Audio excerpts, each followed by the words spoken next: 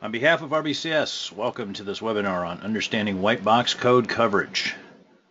I'm Rex Black, president of RBCS, a worldwide testing and quality assurance firm serving clients ranging from small startups to Fortune 20 global enterprises. Since 1994, RBCS has been both a pioneer and leader in quality hardware and software testing. RBCS is based in the United States with partners around the world.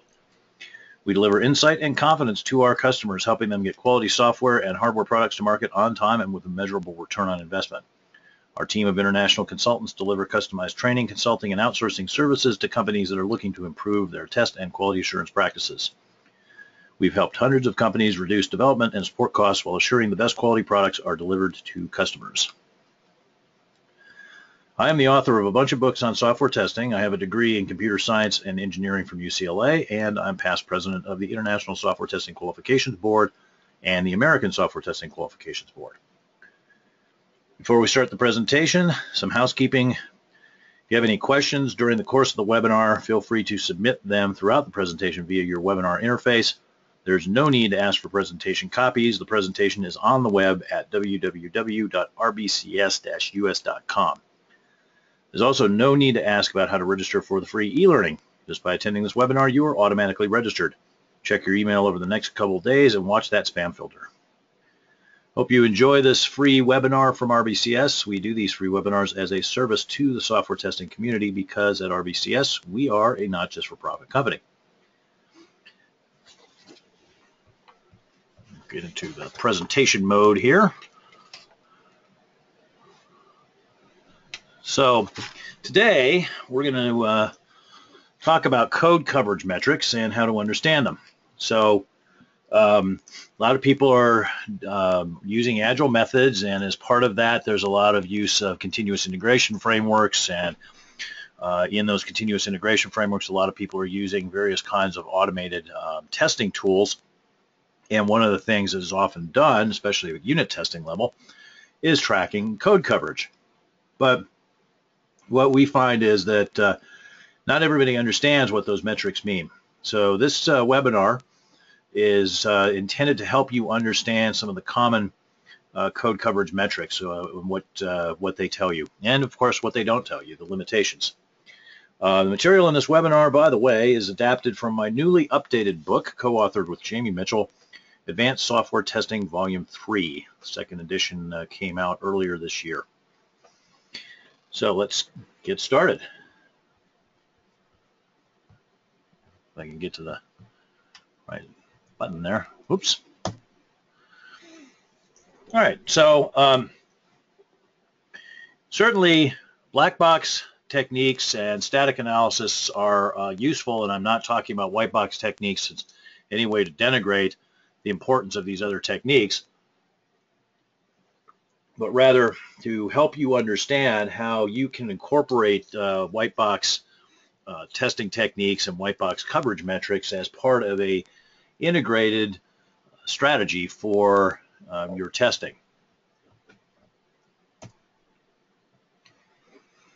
Now, we're going to look at various kinds of white box coverage metrics, which are collectively referred to as control flow coverage metrics. So the most basic one is what's called statement or instruction or code coverage, which is 100% statement coverage means that every executable statement has been executed at least once. If we want to calculate the percentage of statement coverage, we can divide the number of statements that have been executed at least once by the total number of executable statements, and that'll give us a percentage. Usually the goal is to get to 100%. Now, decision coverage is also called branch coverage, and basically if you're dealing with a branching construct like an if or a switch case, then what you want to do is identify the different possible outcomes. Now, in the case of an if, it's true and false. In the case of a switch case, there's the number of case blocks plus the default block. And we want to see how many of those outcomes have been exercised, and 100% again, usually the goal, though sometimes there can be, getting to 100% can be difficult if there's certain code in there that's defensive programming to account for things that really should never happen but might. Now, condition coverage is looking at the atomic conditions within the decisions and making sure that each one has been once true and once false. Decision condition coverage is a combination of decision coverage and condition coverage. And then we have modified condition decision coverage, or MCDC, which is making sure that each condition alone can control the outcome, each atomic condition. And then there's multiple condition coverage, which is all possible combinations of conditions, atomic conditions have been achieved. So we are going to look at these all in more detail, and they probably don't mean a whole lot to you right now, but by the end of the next 45 minutes or so, you should have a pretty good grasp on what these are. So to illustrate these, we're going to use a really simple example, which is this program that you see here. It's an 18-line C program. Yes, it actually does work. If you want to give it a try. It's calculating a factorial based on a loop. The other classic way of calculating a factorial is using recursion. And factorials are often used in computer science classes to demonstrate the concept of recursion, but here I'm doing it using a loop. And we're going to look at statement and branch coverage in the context of this code.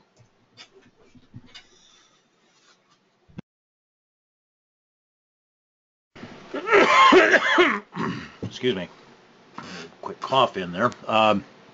Now, if I wanted to achieve statement coverage with this code, notice that if I test with a negative number,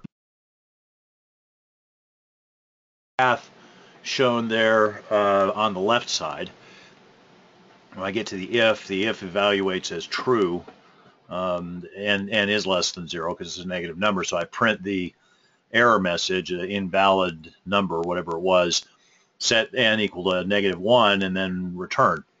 And if I test with n equal to, say, 4, so I'm looking for the factorial of 4, I input that, and that takes me down the right-hand side, the green path there, and I go in and I iterate the loop 4 times, and then out I go. I print the factorial, and then I return n, which is the number that I gave it, say 4, what have you.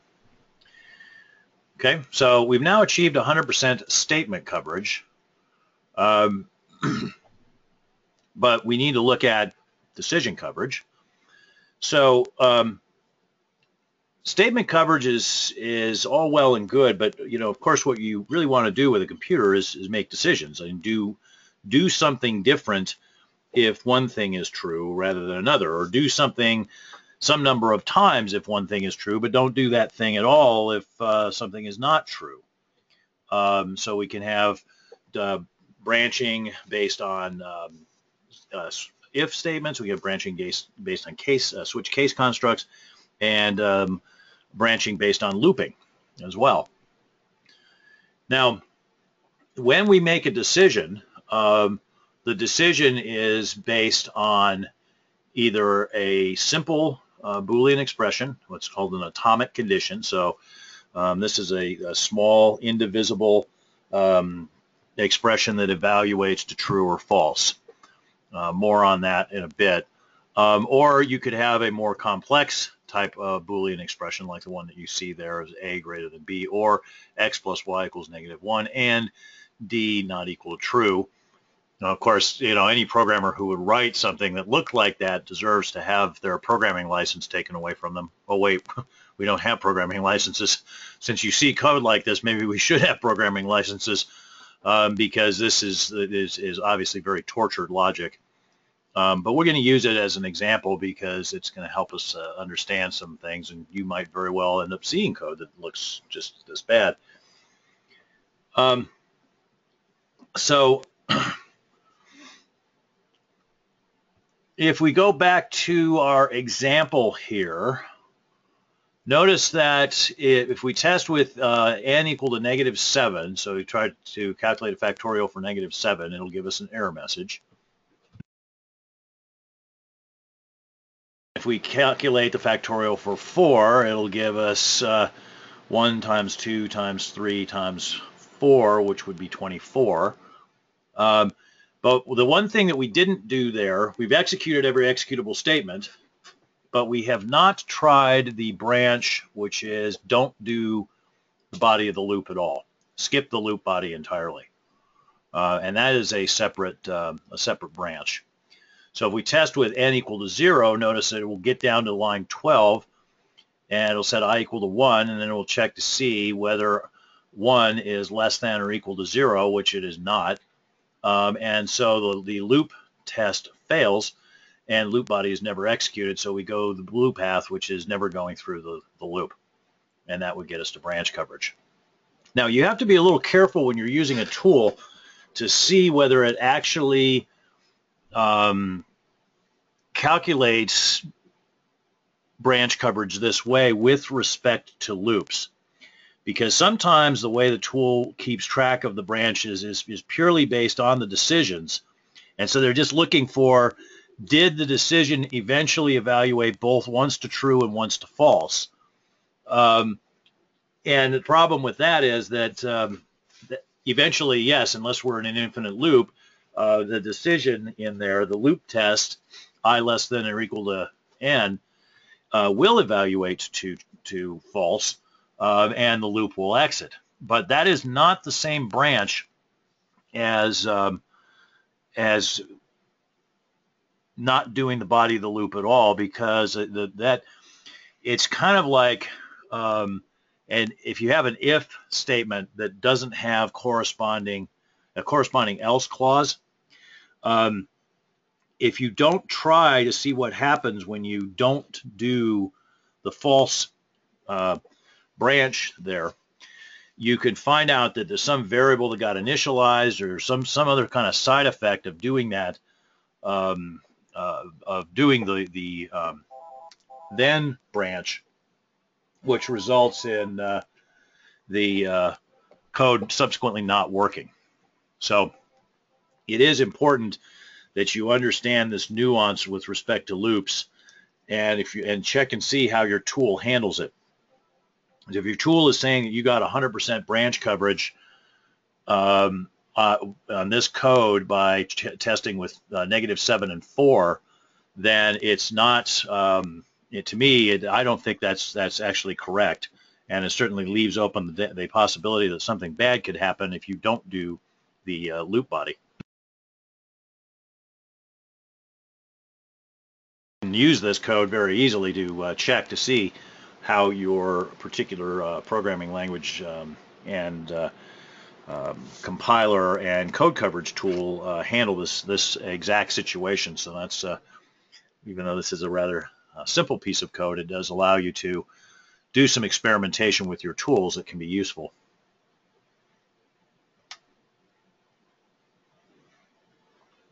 Now, in condition testing, we're looking at what are called the atomic conditions. And I'm going to explain that even further in a moment. What is an atomic condition? Before I had said it's an expression that cannot be further subdivided down that results in a true-false outcome. So in decision testing, we're looking at the overall outcome of the decision, which may be based on a compound Boolean expression that contains a number of atomic conditions. In condition testing, we're focused on the atomic conditions themselves, and we want to make sure that each atomic condition has been at least once true and at least once false.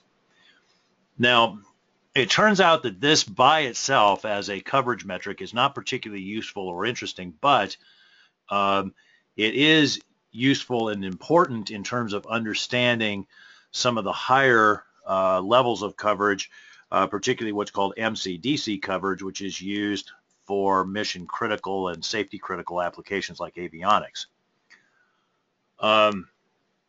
So let's take a closer look at this. What is an atomic condition? So a decision can be made based on 1 atomic condition, 2 atomic conditions, 5 atomic conditions, conceivably even 100 atomic conditions. So again, kind of, if you see code like that, it makes you wish for licensing programmers, because it's certainly horrid code if it's got a compound condition in it that's got 100 atomic conditions. But theoretically, it's possible. I assume some compilers might eventually run out of gas on that, and but maybe not. Hopefully, you're not seeing anything that grotesque in your code. But it's certainly not unusual to see 5 or 6 or sometimes even 7 atomic conditions in a Boolean expression.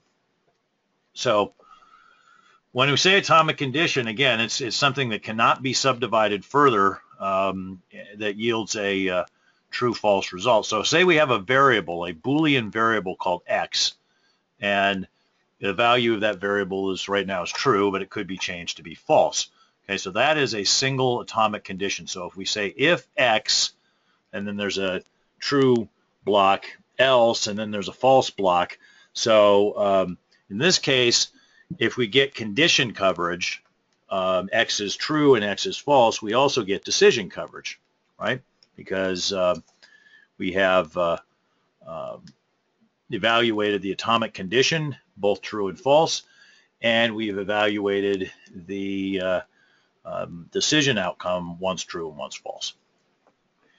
Now, if you look below that, we've got D and F. So the and there is a Boolean operator, and it's joining 2 variables together. These variables are presumably Boolean variables. So now there are 2 atomic conditions, because we can, anytime you have a Boolean operator, a logical operator like and or, then you can split those up and say there's an atomic condition on each side of the logical operator. So there are 2 atomic conditions there. Now, in the case of the A or B and C equals D, where we assume that A and B are logical variables, Boolean variables that can take on true, false values, and then C equals D, C and D are integers or objects or something where an equality comparison makes sense. So when you've got a relational operator like equal, greater than or equal, greater than, less than or equal, not equal to, those relational operators you can't break those expressions down. So I can't break down C equals D into 2 atomic conditions, because that would not, C does not evaluate to true or false, and D does not evaluate to true or false. It's the relationship between them that causes the evaluation of true or false. So we have 3 atomic conditions, A, B, and C equal D. And any of those can be true or false. And then we can have the ugliness that I showed you earlier, A greater than B, so that's a relational operator between A and B, so that's an atomic condition. X plus Y equals -1, again, that equals is a relational operator, so there's 1 atomic condition there. And then D not equal to true, well, D is a Boolean variable, but we have it joined via a relational operator that not equal to, so it is a single atomic condition. So just to help illustrate this, let me highlighter out. So we got an atomic condition here, and an atomic condition here. And again, notice that what joins the atomic conditions together are what are called Boolean operators or logical operators. So that's what you want to look for. Like we're my relational operators, right? Relational operators here. Okay, those relational operators are inside of atomic conditions, and the Boolean operators, or logical operators like these guys, are between atomic conditions. Okay, now notice there's still only going to be one decision, right? Every one of these compound expressions eventually evaluates to either true or false. So the addition of atomic conditions to build up a Boolean expression regardless of the complexity of the Boolean expression, doesn't change the fact that any kind of Boolean expression evaluates to either true or false. If it has any other possibility, if there's a third possible value, like maybe, it's not a Boolean expression. You could, you could define in an object-oriented language some sort of yes, no, maybe kind of logic, but that's not what we're dealing with here, and that's not what the code coverage tools would be able to deal with either. Okay, so that's atomic conditions.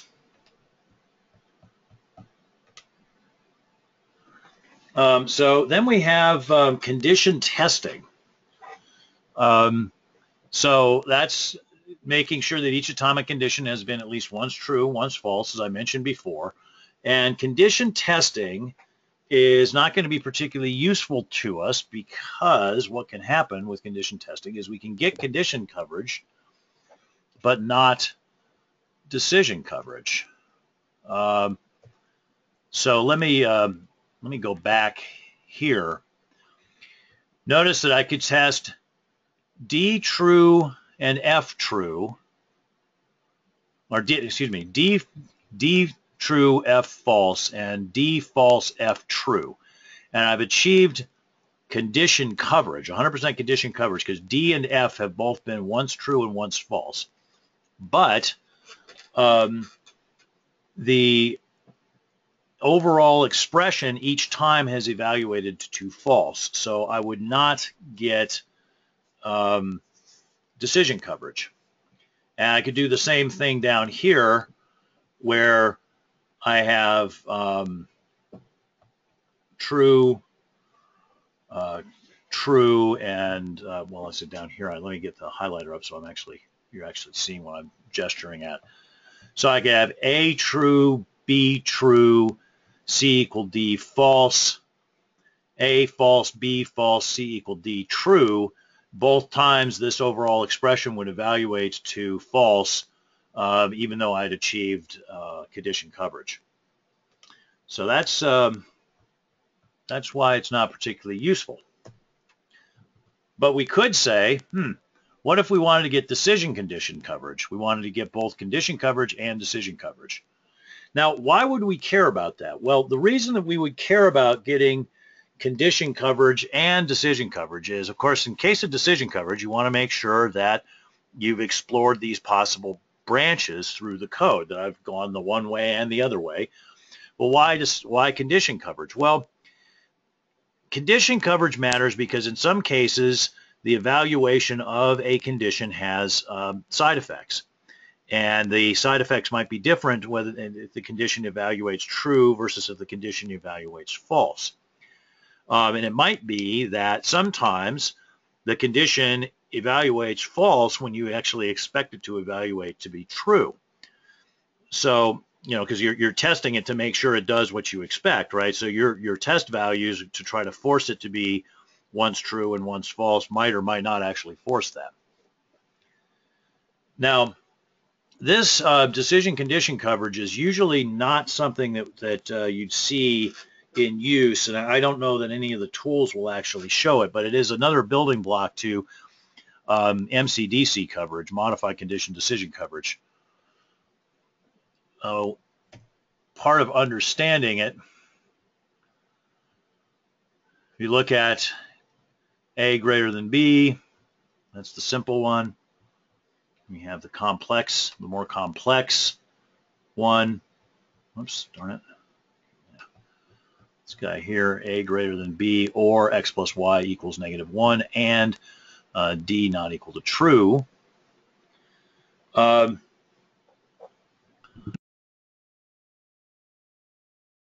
If we test with true for A greater than B, true for X plus Y equals 1, and true for D is not true, it's tortured logic, and then we test false for A greater than B, false for X plus Y equals -1, and false for D not equal to true. Again, really, really unpleasant code there. that will get us decision coverage and also condition coverage. Now, I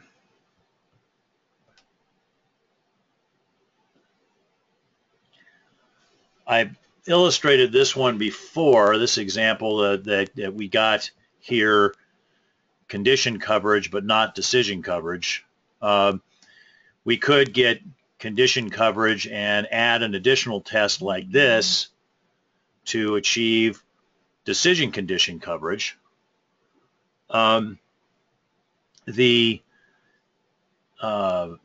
You don't actually need a third test here for decision condition coverage, though, because if you notice, I can just go true, true, false, false. So A is true, B is true, A is false, B is false, and then I will have gotten condition coverage for A and B, and also decision coverage for this overall decision.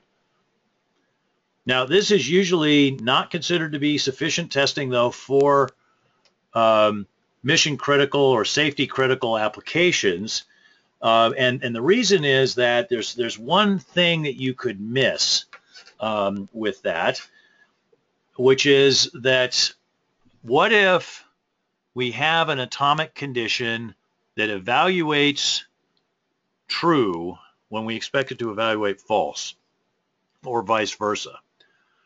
Or if we have an atomic condition that only creates a particular side effect under a particular combination of conditions that is perhaps related to some of the other conditions that you're dealing with. So what we want to do is add one more thing, one more requirement to the coverage now. So we're going to say we want to get we're going to get condition coverage. So every condition has been tested, once true and once false. We want to get decision coverage. So every the overall outcome has been at least once true and once false. But we also want to have at least one test where the each atomic condition forces the outcome to be false, and one test where each atomic condition forces the outcome to be true. Now, this might sound really complicated to do, but actually is a really simple table-based approach to doing this. I'm going to show you that you can master pretty quickly, and excuse me, and that'll allow you to generate your MCDC tests. And these will be important to you if you're in a safety critical area, but it also is important to understand this to be able to explain to developers. They're saying, well, I got 100% decision coverage, so what could possibly go wrong? You know, you can give them an explanation of, well, these are the kind of things that you could miss. Now, short-circuiting and condition coupling can be an issue here. You can get what are called unfeasible tests. Now, condition coupling is a situation where one condition being true means that the other condition can't be true or has to be true or isn't even meaningful. The classic example there is you have something like if, let's say P is a pointer. So you have a statement like if P equals null, no, P not equals null, excuse me, if P not equal null and the object pointed to by P equals 10. Those conditions are coupled in the sense that if P is null, then it doesn't even make sense to talk about the object pointed to by P because it doesn't point to anything. And what also happens there usually with those kinds of if statements is that you have what's called short circuiting. So when you have two atomic conditions joined by an and, you have an and between them, and there's the first atomic condition evaluates to false. The compiler won't even bother to generate, well, the compiler will generate code that will not even bother to check whether the second atomic condition is true or false, because it doesn't matter. If you have A and B, and A is false, then the value of B doesn't matter because the overall outcome of that is going to be false. So that's called short circuiting, and that can affect your ability to get MCDC coverage. So how to get it? Okay, so what you do is you start off. I'm going to need the highlighter here. Oh, I have the highlighter, Spotlight. Okay. So you start off and you have a table that has 3 columns. The first column is the overall logical expression, whatever that is. We're going to start with a simple example, A or B. And then the second column is T for true, and the third column is F for false. There's always 3 columns. And then what you do is you add a blank row for each atomic condition. So the number of blanks is going to be equal to the total number of atomic conditions. In this case, there are 2. Okay? And then what you do is so the third step is you put a set of diagonals, true, and false, as you see here. Sorry, I had somebody coming into the office. So what we're saying here with these diagonals is we're saying that the value of A is going to be true, this one that I'm pointing to here, okay? And it's going to force the overall outcome to be true. And then in this row here, this is what I would call the B row. We were in the A row before. This is the B row. So this T here says the value of B is going to be true, and it's going to force the outcome to be true. And then in the F column, it's the opposite. We're going to say the A value being false is going to force the outcome to be false. And the B value being false is going to force the outcome to be false. Okay, so notice that A and B, we're going to create these tests, these 4 tests, that where A and B each once force the outcome to be true and once force the outcome to be false. Okay? And how you're going to do that is the next step, step 4, you're going to populate the blanks with what are called neutral values. So when you're looking at 2 atomic conditions side by side, then if they're joined by an OR, the neutral value is false. If they're joined by an AND, the neutral value is true. Why is that? Well, because the false value in an OR does not result in a final decision being made, right? It basically, if one of the atomic conditions in an OR is false, it doesn't matter. It doesn't affect the overall decision because you're going to defer to the other atomic condition. If the value in an AND for an atomic condition is true, then the other atomic condition will determine the outcome.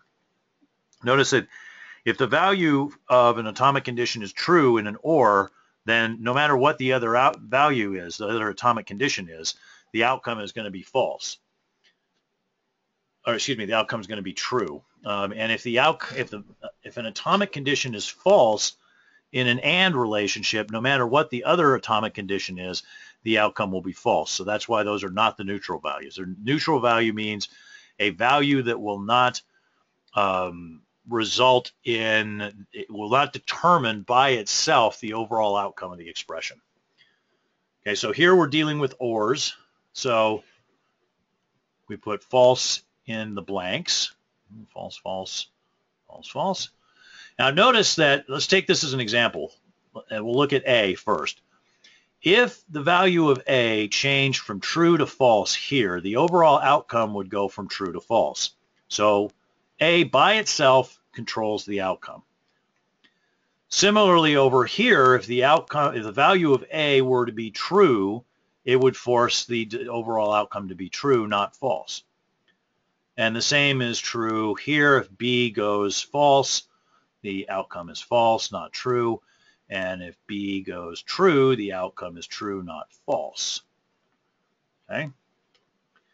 Now, there are 4 values, but notice you don't have to test false, false twice. So we can delete this because it's repetitive. Once we tested false, false once, then we've run that test. Now notice again, if one of these atomic conditions takes on a value other than the value that we expect, A is true or we expect it to be false, or vice versa, or B is true or we expect it to be false, or vice versa, we will know that because the decision will be different than what we expect. The behavior of the software will not match the expected behavior.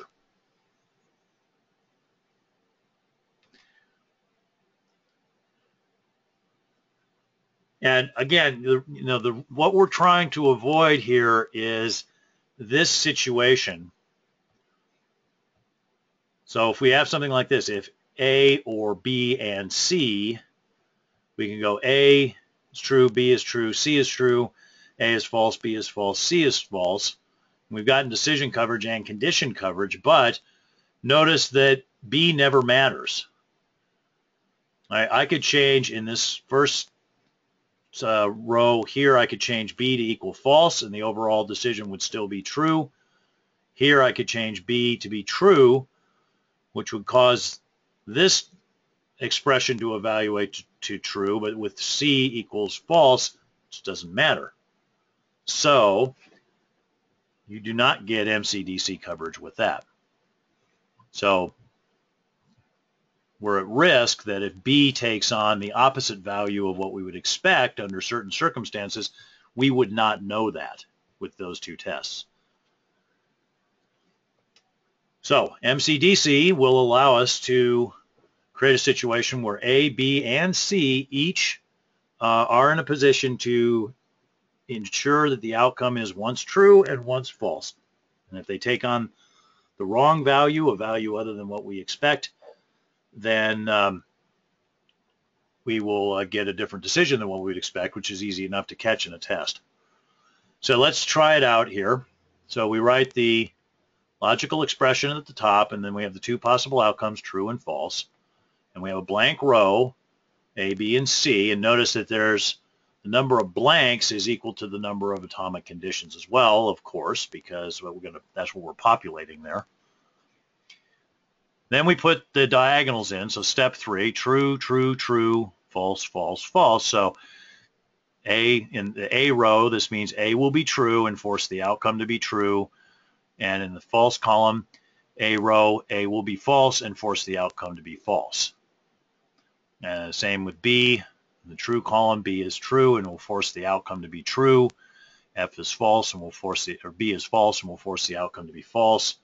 In the C row, C is true and will force the outcome to be true. F and C is false and will force the outcome to be false. Now we have to put neutral values in.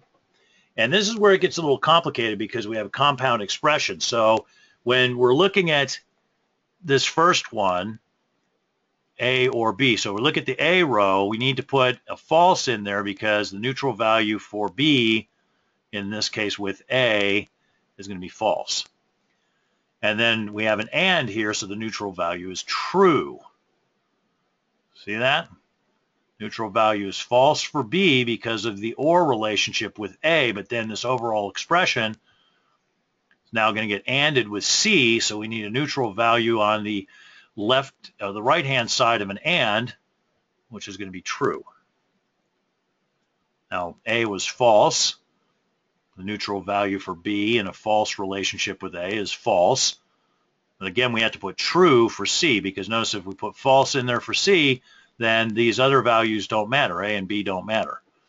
So if we look at the A row, we notice that if A goes false, we get false or false. So this is false, false and true. That would be false. That would change the outcome here.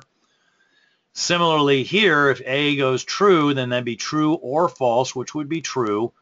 And so you'd have true and true, which would be true, not false. Okay. Same thing the other way around here.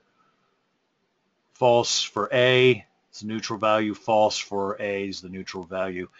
Now here's where things get a little bit interesting because notice that when I'm in the C row, I actually don't care what the specific values for A and B are as long as the overall expression A or B is true. So I can have true, true, true, false, false, true. I just can't have false, false. Okay. So what I can do is I can choose combinations of values that will combine and will allow me to get to the theoretical minimum number of tests, where the theoretical minimum number of tests is the number of atomic conditions plus 1. So in this case, that's 4. So that's what we see down here, is that we have 4 tests. 2 tests were deleted. Okay. If you're sitting there going, whoa, man, my head just exploded.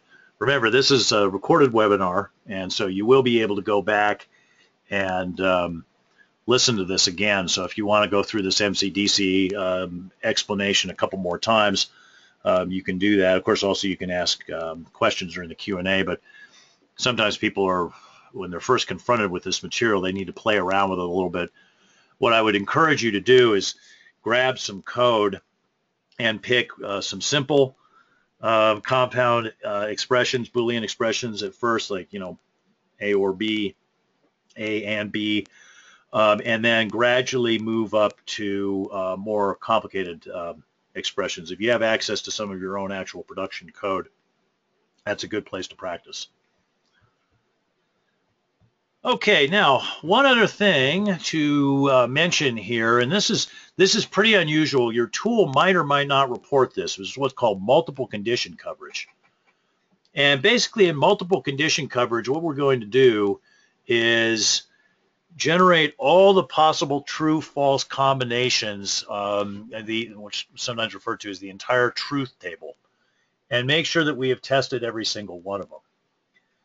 So if we have the n is equal to the number of atomic conditions, so for MCDC testing, the number of tests that you need is n plus 1, typically.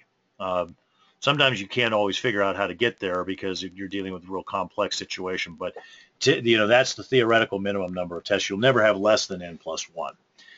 But the problem with multiple condition coverage is that your number of tests is going to be 2 to the n power. So we had 4 tests for this expression here to get MCDC. We'd have to have 8 tests, 2 to the 3rd power, to get multiple condition coverage. And it turns out there's really not any additional risk mitigation value that you get from multiple condition coverage relative to MCDC. At least I'm not aware of any. So most people don't do this anymore. And it's not something that I would really recommend. Now, the thing that actually reduces this, though, is that generally when you have a compound expression and you try to get multiple condition coverage, you actually don't get the theoretical number of tests. So it's theoretically 2 to the n, or in this example, 8. But what you will see pretty quickly is that short circuiting will kick in. So, for example, if A is true, you don't have to bother to evaluate B, right? So the way that the short circuiting works is it's read from left to right. So as soon as the overall value of the expression is known, none of the further the remaining values matter. So generally, short circuiting will significantly reduce the number of tests. But even so, the number of tests for multiple condition coverage is likely to be greater than the number of tests that's required for MCDC testing. An interesting question came up about 6 months ago. I was teaching this material to some SDET, Software Development Engineers and Test, that work for Samsung. And they asked, is multiple condition coverage after short circuiting always a superset of the tests that you would get for MCDC coverage? In other words, does it always include the test for MCDC coverage as well? I don't know the answer to that. Interesting experiment. If any of you listening to this want to come up with a solution to that puzzle and send me a link to your solution, I will publicize it on our Twitter feed and our Facebook page.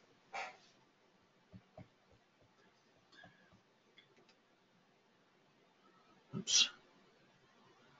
All right, so basically the big three to be aware of here from a coverage point of view are statement coverage, decision coverage, and MCDC coverage, modified condition decision coverage.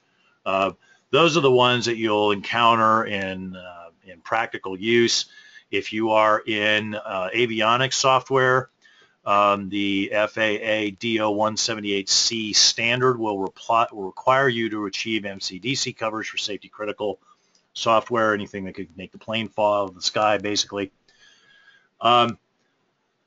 So now hopefully you've got a pretty solid understanding of what those fancy code coverage metrics are.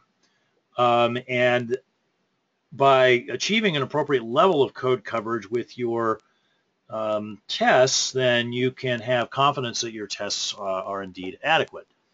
Now, one of the things that I would stress, though, and as a final note here, is that we've been talking about these code coverage metrics, and I've illustrated them with some fairly simple examples. The code coverage tools do have bugs.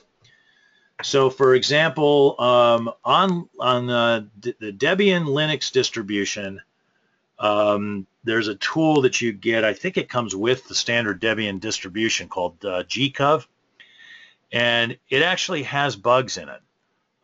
We had a situation where we were running some tests and we're getting 100% decision coverage, but not 100% statement coverage, and that's impossible.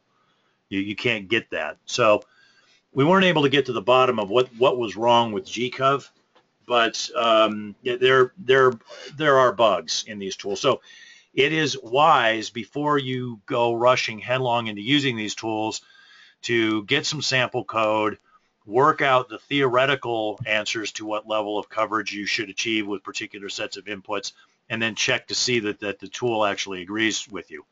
Now, could be that you made a mistake and you might find, whoops, what I thought was going to get me MCDC coverage actually wouldn't, or something like that. But it is good to test the tool before you start relying on the tool, because, as I said, I have seen instances of these tools having bugs. Okay, so with that, we'll open the floor up for questions. Use the Q&A interface to submit any questions that you might have.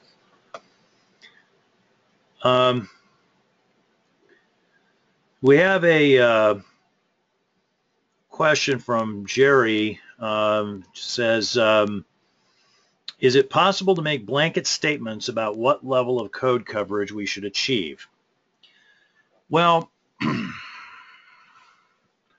my personal opinion is that if I were like, ruler of the software engineering universe for a day, I would make it mandatory for unit tests to be created when code is being created that achieve 100% decision coverage, which would mean also achieving 100% statement coverage.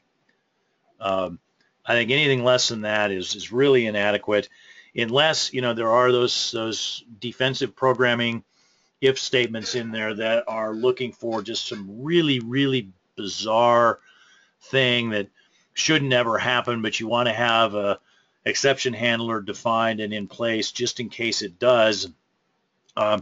Even in that situation, I would still be tempted to tell the developer, look, use a debugger and force that to happen. Force that statement that if statement that should never evaluate to true to evaluate to true, because you want to test that exception handler. There's no point in writing a piece of code that you haven't tried out first. So personally, I think 100% statement coverage, 100% decision coverage is the minimum. Unless the developer can really prove, no, look, there's no way to make that happen. In which case, I would ask, then why is that code there? If there's untested code in the program, I would say, why is it even there? Why would we even want to have code in there that's never been run? If you say it can't happen, then it can't happen.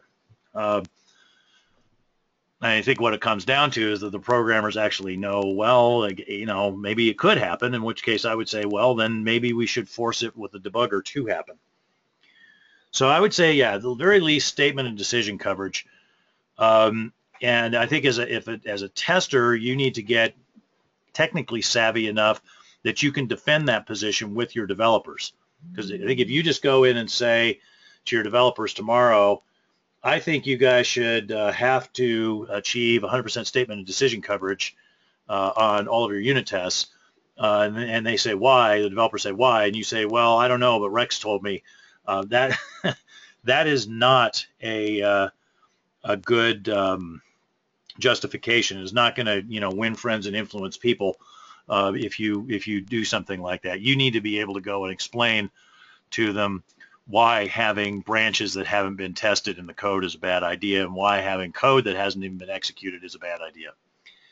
As for MCDC coverage, again, I guess in a perfect world, the code would be written with Boolean expressions that were simple enough that you wouldn't really have to worry about MCDC coverage. But I mean, the reality is that there is going to be code with complex compound conditions for whatever reason. And I think that as the complexity of the conditions goes up, the value of the MCDC testing goes up too, because it gets easier to make a mistake in your coding of the Boolean expression. And if you haven't done MCDC testing, there could well be situations where an atomic condition is evaluating true when you expect it to evaluate false, or always evaluating false, or something like that, and you wouldn't know it because you didn't run a set of tests that allowed that atomic condition to matter. So I think it's fair to say the more complex the Boolean expression, the more important it is to get MCDC coverage.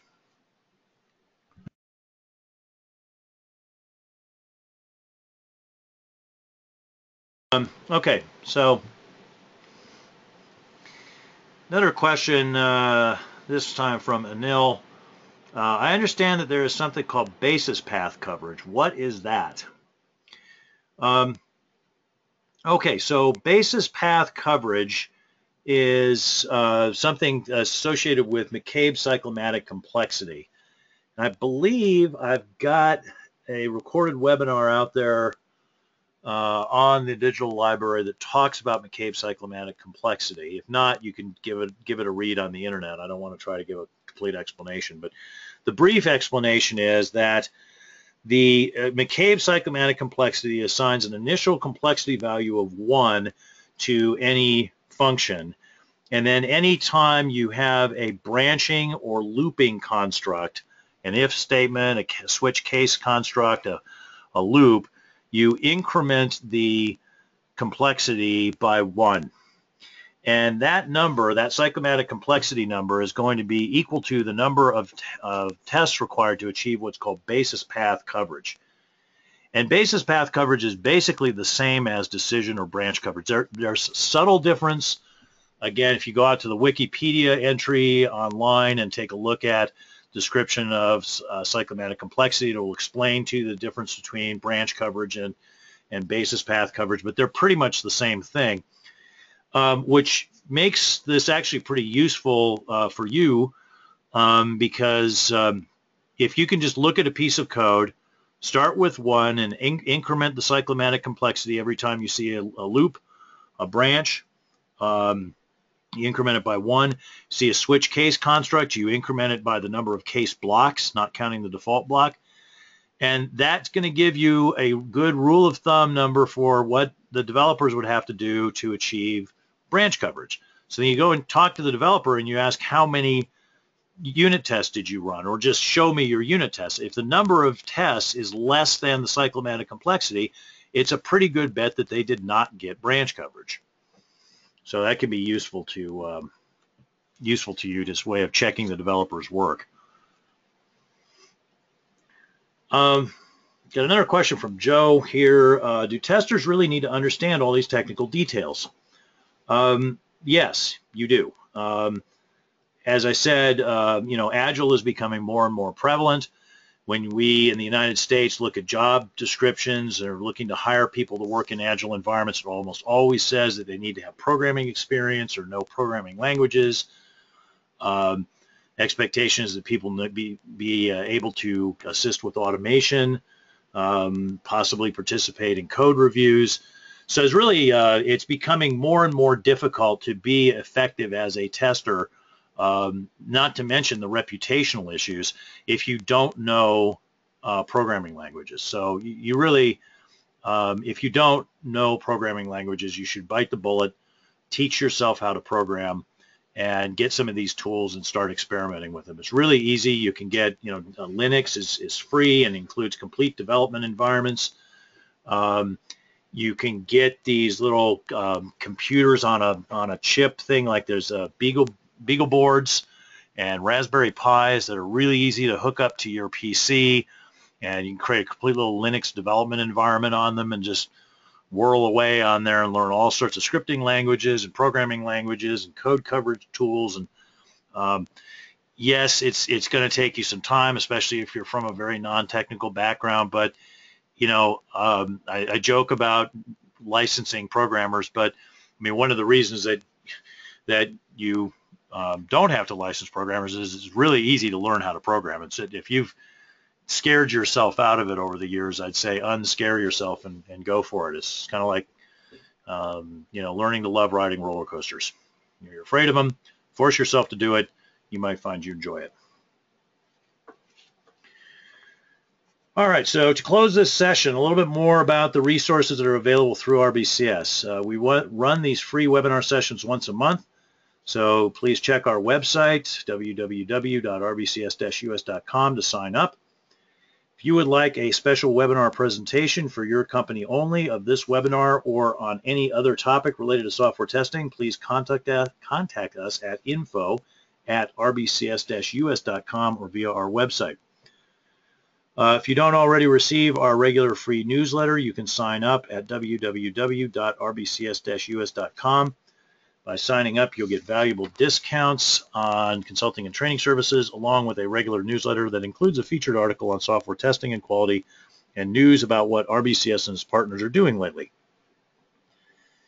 You can also follow us on Twitter. That's at RBCS. See my personal Twitter handle there, at like a test dog down there. And we're on Facebook, RBCS-INC. Remember to check your email over the next couple days, because you might be the lucky winner of a free e-learning course from RBCS. You are registered for a random drawing for such a course simply by attending this free event. Check out my blog at www.rbcs-us.com/blog. Actually, wait, don't do that, because we're still in the process of fixing that. The new website will be out soon that will have the revitalized blog on it, and I promise we'll start using that again, or at least linking out to my Facebook posts, which is where I do most of the blogging now. Do check out our digital library. These webinars are recorded. All 5+ years of them are out there. There are podcasts and videos. You can subscribe to our podcasts. We're on iTunes, and we have an RSS feed on the website. We also have all sorts of videos that are recorded that are on the digital library and also on the RBCS channel on YouTube. We offer these free resources as a service to the software testing community because at RBCS we are a not just for profit company. This concludes the webinar. Thanks to everyone for joining us today, and I hope to see you on future webinars.